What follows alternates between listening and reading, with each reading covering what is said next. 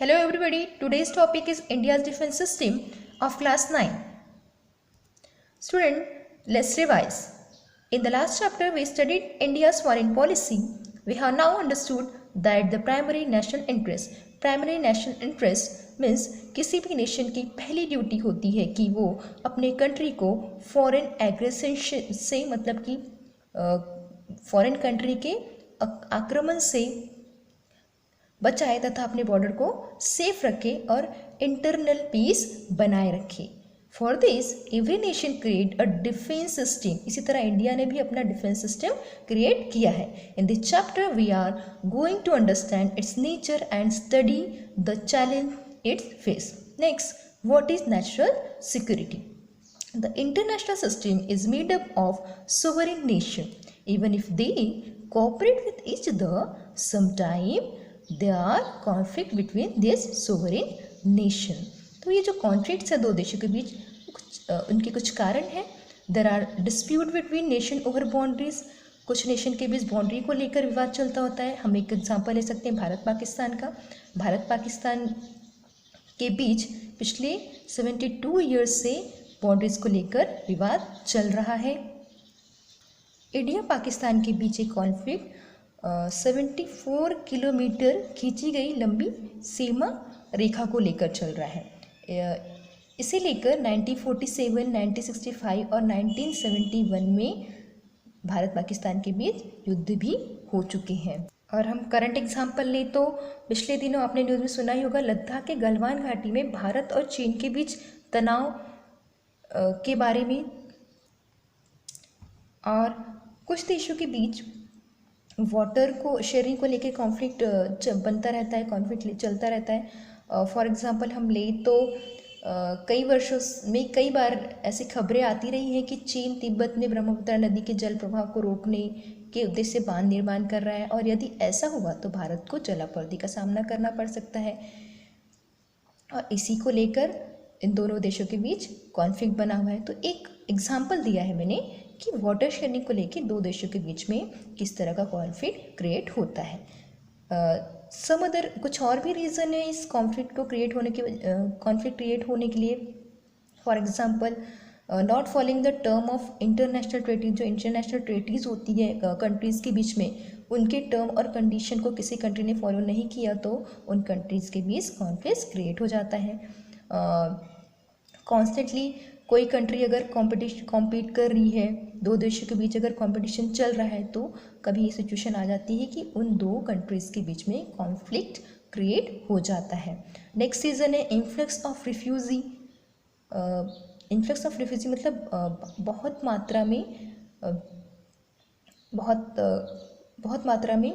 बहुत लोगों का एज अ शरणार्थी किसी कंट्री में एंटर करना.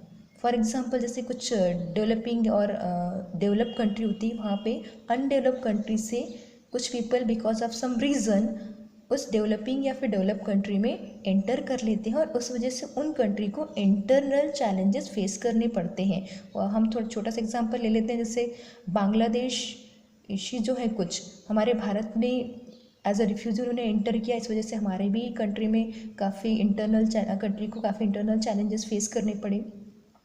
और इस तरह के जो कॉन्फ्लिक्ट है कंट्री के बीच में, इन्हीं सॉल्व करने के लिए सबसे पहले हर कंट्री वॉर करती है क्या? नहीं. उसके पहले कंट्री के बीच में कॉम्प्रोमाइज़ किया जाता है, डिस्कशन किया जाता है. पर अगर ये सारे एफर्ट नाकामयाब हुए तो कंट्री वॉर के बारे में सोचती है. और वॉर करने के लिए क्या ज़रूरी है?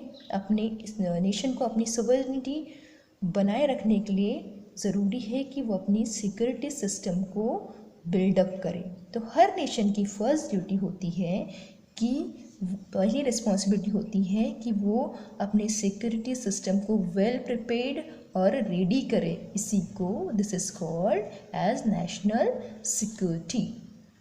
आपको पता है ये टेररिस्ट अटैक के बारे में, 26/11 का अटैक, पार्लियामेंट्री अटैक, इन सारे अटैक के बारे में तो आपको पता ही है.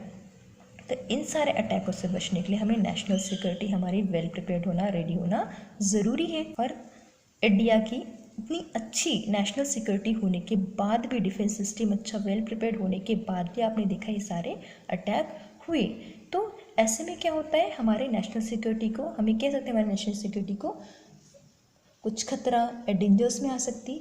इसके लिए way to safe guard national security, तो नेशनल सिक्योरिटी को सेफ रखने के लिए, सुरक्षित रखने के लिए क्या क्या वेज कोई कंट्री अपनाती है। National security is closely connected with geography. Yes, national security ये जियोग्राफिकल एरिया से क्लोजली कनेक्टेड रहती है। मतलब कि आपने ये तो पता ही आपको कि बॉर्डर पे तैनात सेना, मतलब बॉर्डर पे सिक्योरिटी ज़्यादा होती है। क्योंकि जो हमारे जियोग्राफिकल रीजन से क्लोज कनेक्टेड जो नेशंस होते हैं उन्हीं से हमें ज़्यादा खतरा होता है,